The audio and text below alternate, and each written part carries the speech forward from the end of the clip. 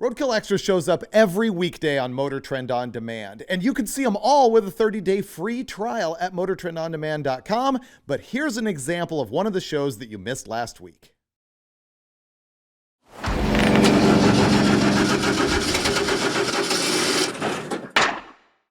Hey, it's Freiburger here for day 2 of a full week of questions and answers on Roadkill Extra. Questions from the fans, answers from me. I posted on Facebook to see what are your most burning, urgent things that you've got to know about stuff behind the scenes from Roadkill or Roadkill Garage or Hot Rod Garage or the magazines or anything like that.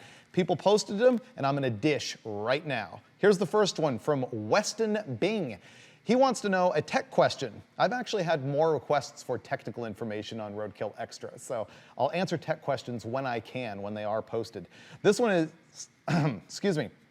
This one is it easy to fit a rear end like a 90s D150 into a 75 Valiant? Okay, if you're shopping for rear axles at the junkyard, the easiest thing to do is if you have a leaf spring vehicle, shop leaf spring vehicles. If a car has coil springs in the back, it's gonna have a whole bunch of brackets and widgets and stuff welded to it that are gonna make it a big pain in the neck to cut all that stuff off to weld on leaf spring perches to put it into your leaf spring car. If you have a coil spring car like a Chevelle or something, it's really, really hard to junkyard shop and find a rear end because you need to add all of those brackets and everything in the right places to work with the stock suspension geometry. So let's focus just on his question here about this Valiant, which is a leaf spring car. So yeah, you can go shopping for a truck rear end, but the main thing that you've got to know about a junkyard rear end into any car you're working with is overall width, wheel mounting flange to wheel mounting flange, and secondarily, where is the pinion located in the middle of it? There are some trucks, Jeeps, 4x4s, where the center section is offset in the car, and so that can create a problem. Usually they're on center, and so that's good enough, but sometimes one axle tube will be longer than the other. It can create an issue. But overall width is what's important, and not just flange to flange, but with the complete brake assembly, because that's going to affect how it fits in your car. If you go get one out of a truck, you're probably going to have to shorten it. Now, Google is your friend here. For almost every specialty car, and a 75 Valiant would be that because it's an A-body Mopar and people are nuts for Mopars, you can Google a chart of rear end overall widths, and you can find cars that are similar to your overall rear end width, and those are what you're going to want to go hunting for in the junkyard so that you won't have to shorten anything. And if the rear end is different by, let's say, up to 2 inches either way, you can compensate for that with wheel back spacing, so that if your rear end is wider, then you can go with deeper wheel back spacing to move the tires back underneath the car. If the rear end is shorter, you go with shallower wheel back spacing to move the wheels outboard back to where they fit properly in the car. But on your particular question, a D150 rear end into a Valiant? No, it's not going to bolt right up. Joshua Gage wants to know, what's the best cheap engine to start learning and tinkering with? The answer is the one that you have. Probably the first engine I touched was a Briggs & Stratton.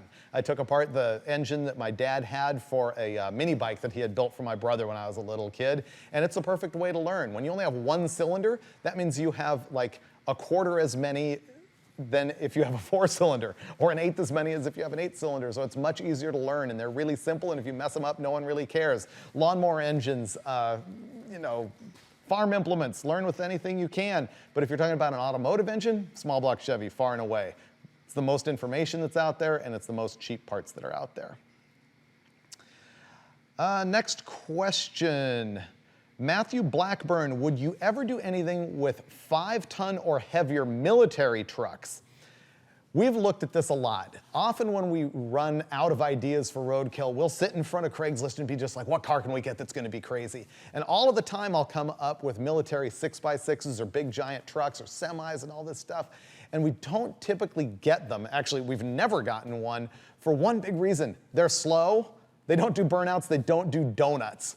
And so they're not big action, and so they're not that much fun for us. If I ever could get one and we could do something crazy with it, then we probably would. If we could figure out how to do a burnout with a 6x6, that would be probably a show in and of itself.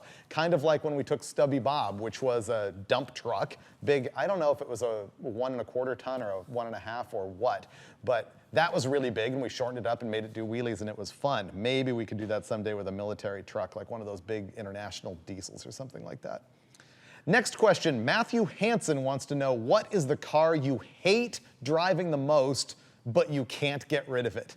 I remember this clearly. Years ago, my wife had a Volvo station wagon. I hated that car. She didn't want to get rid of it. I despise that thing.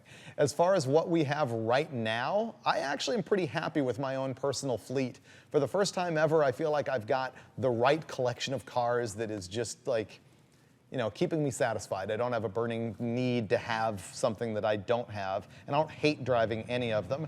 As far as roadkill cars, oh, I know we've had some that I've said I've never need to drive again as long as I live, but I can't remember what they are off the top of my head because we usually have fun anyway. I'm kind of glad we got rid of the shortened Lincoln that you might have seen in social media over the past couple weeks. It's in an upcoming episode of Roadkill. Finnegan really liked it. I really didn't. It was just a car. It wasn't that fun. That happens every once in a while. I think you know that Finnegan and I were that way with the Rotson too. I was ready to get rid of that thing long ago, and he keeps pushing for it because he loves it. And because of that, we finally committed we are going to work on that car again. It's going to be in an upcoming episode. We're going to put a different engine in it than it hasn't had before. Jesse DeGregorio wants to know, how do you recommend going about drag week from a food and shelter standpoint, not from a race car standpoint? Do you make a ton of hotel reservations beforehand? How about camping, so on and so forth? Okay, drag week is a Hot Rod Magazine event that I started 12, 13 years ago, something like that. And it's where we go 5 drag strips in 5 days, and you have to drive your race car from track to track. Now, normally what people do is when we announce what the tracks are, they end up getting hotels that are near the track. We also publish a track or a hotel list of official host hotels.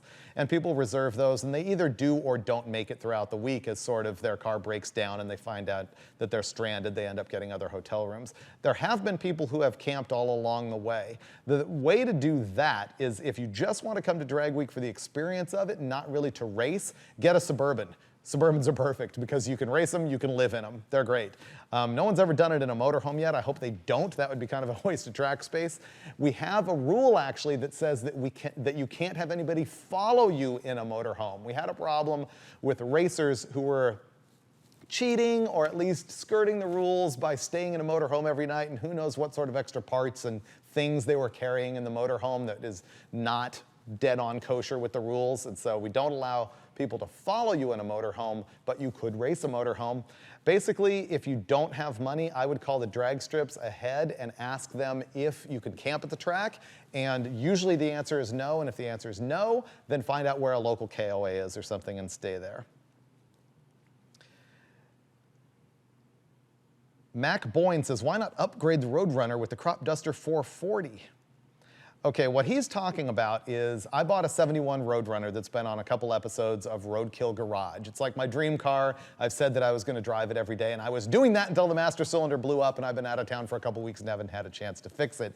But I have also complained that that 383 big block powered 71 Roadrunner is gutless. And so he's asking me, why don't I take the 440 that originally came out of the motorhome and went into the General Mayhem 68 Charger, and then came out of the General Mayhem and went into the Crop Duster, and then came out of the Crop Duster when we put a 383 in that, and is now sitting around on an engine stand. He's saying, why not put that 440 in the car? I probably wouldn't do that because I don't want a tall deck 440 in the Roadrunner. I want to keep a 383 or a low deck stroker in it. And that 440, I think you'll end up seeing it again. We have had plans for it on and off. Right now it is just a short block. It's just sitting there ready to get freshened up because you remember it came out of a motorhome. It's cast crank, stock pistons, no compression ratio, everything else. We did dyno test the thing and we were thinking about upgrading it and putting a stroker kit in it, and that's all sort of been pushed to the back burner. So I don't have a specific plan right now for that 440, but it's interesting to me that it has become famous of its own. It's like this engine is well known and people want to know what's going to happen to it. Kind of the same thing with the blown big block Chevy that was in the Crusher Camaro for so long. That came out of that car and everybody was like, what are you going to do with that engine? And we ended up putting it in the 69 Impala for the episode with Mighty Car Mods. And now everybody's asking, well, what's going to happen to it now? Are you going to keep it in the Impala? Are you going to pull it out? Are you going to put it in something else? People want to see it in the Rodson. I just think it's cool that an engine can become sort of a character of its own. Austin Hooker wants to know, having driven the Subaru, Would you consider building a performance Subaru in the future? He's talking about the Subaru that the guys from Mighty Car Mods in Australia built for us, where they took that WRX sedan and they cut the back of it off and they made a pickup truck out of it, and we raced against them on that episode where we had a whole lot of fun. It was episode 60 of Roadkill. It was like a bonus episode. I like the Subaru all-wheel drive thing. I think it's pretty cool. I think if I had to buy a brand new Japanese car, I would probably hunt for a WRX. I think they're pretty good. Whether I would really want to do that, probably not. It's just not in my DNA. Ross Keeler wants to know specifically, when are we coming to Britain? I don't know. You'll find out in social media as soon as we know. We're gonna need some help over there figuring out what exactly we're gonna do. The plan is to ship the Jaguar over there, so stay tuned for that. Charlie Graves says, do you want a free 87 3/4 ton 4x4? It has a rod knock on a swapped-in 350.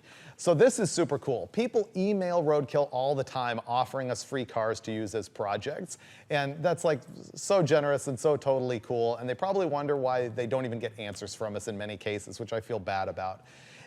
It's because all of that communication either comes through Facebook and we miss it, or it gets emailed to us. And we do have an email address. It's theguys@roadkill.com. But Finnegan and I don't see it almost at all because we're gone so much. Alana skims through that stuff, and sometimes she'll forward those emailed offers to me. And the thing is, this sounds jerky, we honestly can't accept the number of free cars that we are offered. There's just too many of them, and usually they don't really serve a purpose for a show that we have coming up immediately. At some point, that's gonna happen. We're gonna pick up a car from some fan somewhere and turn it into something, but just on a day-to-day basis, we get these offers, and it's difficult to go, yeah, man, we'd love to take that thing, because where would we put it? And usually they're out of state. So it just becomes a problem. So I apologize to all of you who we've been rude to by not answering your offer of giving us free vehicles. Sean Luna says, will you come to our Ratty Muscle Car event in North Alabama, March 11th?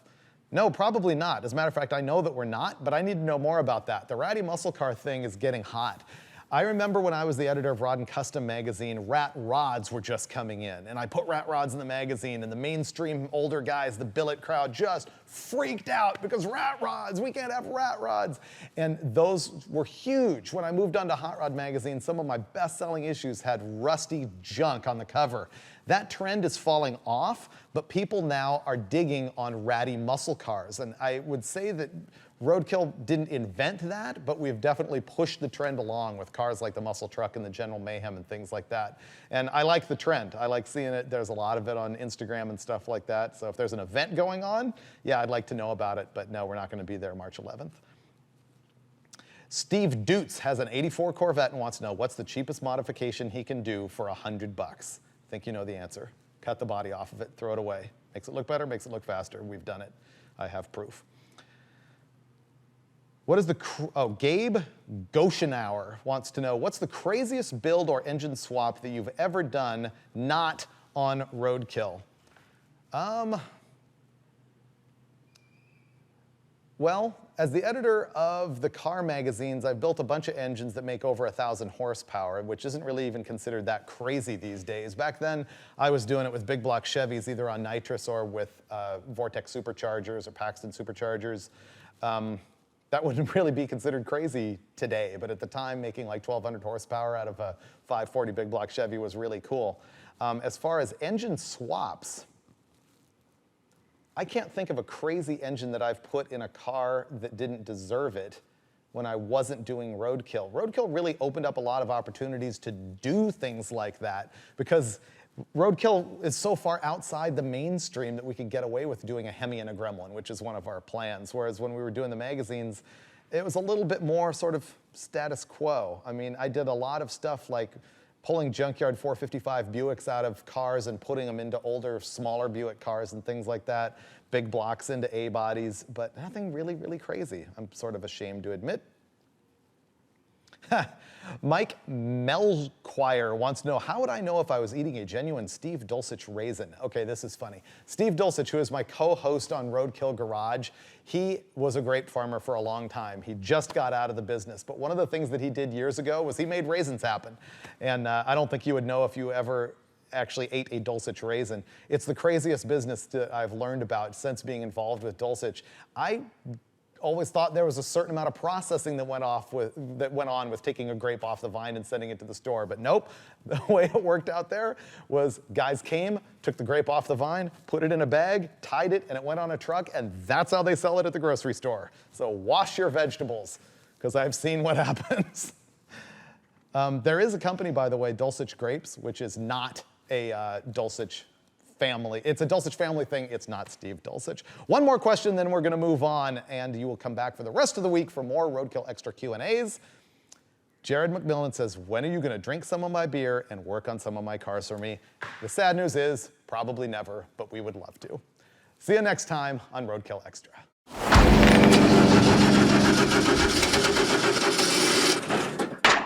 Here's what you missed last week on Roadkill Extra, exclusively on MotorTrend On Demand. This is going to be a whole week of Q&A. Is it easy to fit a rear end like a 90s D150 into a 75 Valiant?